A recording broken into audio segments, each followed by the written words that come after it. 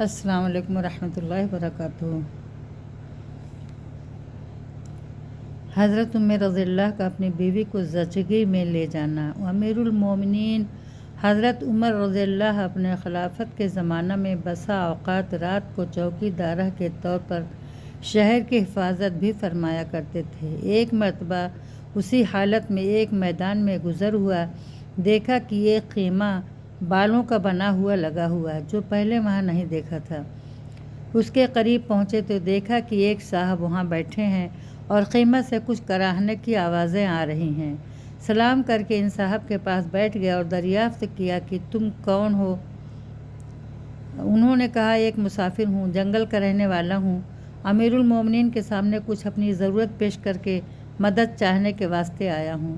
دریافت فرمایا کہ یہ خیمہ میں سے آواز کیسی آ رہی ہے؟ ان صاحب نے کہا میاں جاؤ اپنا کام کرو۔ آپ نے اصرار فرمایا کہ نہیں بتا دو، کچھ تکلیف کی آواز ہے۔ ان صاحب نے کہا کہ عورت کی ولادت کا وقت قریب ہے، درد زا ہو رہا ہے۔ آپ نے دریافت فرمایا کہ کوئی دوسری عورت بھی پاس ہے؟ انہوں نے کہا کہ کوئی نہیں۔ آپ وہاں سے اٹھے اور مکان تشریف لے گئے اور اپنی بیوی حضرت ام کلثوم رضی اللہ سے فرمایا کہ ایک بڑے ثواب کی چیز مقدر سے تمہارے لیے آئی ہے۔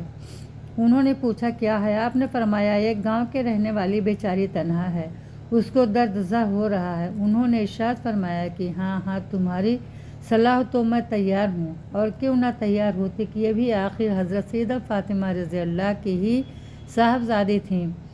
حضرت عمر رضی اللہ نے فرمایا کہ ولادت کے واسطے جن چیزوں کی ضرورت پڑتی ہوتی ہو، تیل، گڑ وغیرہ لے لو اور ایک ہانڈی اور کچھ گھی اور دانے وغیرہ بھی ساتھ لے لو۔ وہ لے کر چلیں۔ حضرت عمر رضی اللہ خود پیچھے ہو لیے۔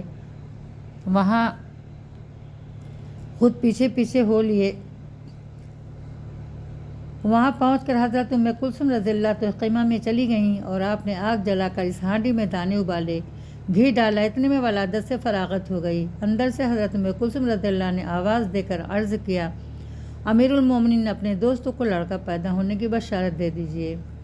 امیر المومنین کا لفظ جب ان صاحب کے کان میں پڑا تو وہ بڑے گھبرائے۔ آپ نے فرمایا گھبرانے کی بات نہیں، وہ ہانڈی خیمہ کے پاس رکھ دی، کس عورت کو بھی کچھ کھلا دیں۔ حضرت ام کلثوم رضی اللہ نے اس کو کھلایا، اس کے بعد ہانڈی باہر دے دی۔ حضرت عمر رضی اللہ نے اس بدو سے کہا کہ تم بھی کھاؤ، رات بھر تمہاری جاگنے میں گزر گئی۔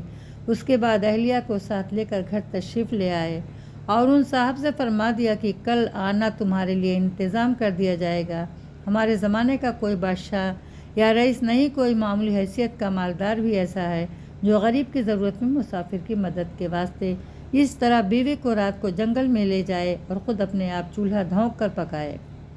مالدار کو چھوڑیے، کوئی دیندار بھی بسا ایسا کرتا ہے۔ سوچنا چاہیے کہ جن کے نام لیوا ہیں اور ان جیسی برکات کی ہر بات میں امید رکھتے ہیں، کوئی کام بھی ہم ان جیسا کر لیتے۔ السلام علیکم ورحمۃ اللہ وبرکاتہ۔ انشاءاللہ